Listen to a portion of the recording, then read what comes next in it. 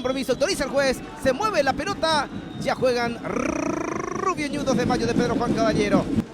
Allí está Mendieta. Mañana por la mañana estaremos con Iteño, Atira. Allí está Roque, Guachiré, se mete en el arco, remata, gol. ¡Gol!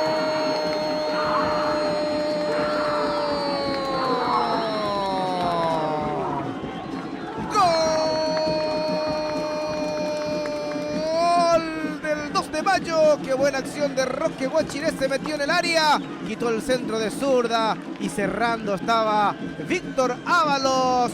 Acompaña Chávez, la pelota para Miranda, allí está Chávez, viene el centro para Morales, ganó cabezazo, poste, travesaño, rebote. Iván Vargas le alcanza a Alejandro Bogado. Morales tenía el empate para Rubio Ñu, susto para el portero Miranda. Allí está Miranda, el centro que se cierra, cabezazo. La salvada de Cañete. Iván, el remate arriba. Se salvó 2 de mayo. Estaba el empate para Rubio Ñu. Bien por Iván Cañete. Sí.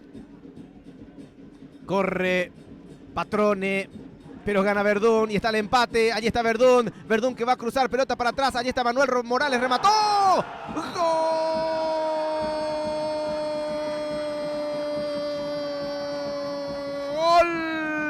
De Rubio Ñu, Emanuel Morales, remate fuerte, pero cuánto mérito de Matías Verdún, que corrió, eludió a cuánto rival, se metió en el área y antes de cruzar para adelante, el pase atrás.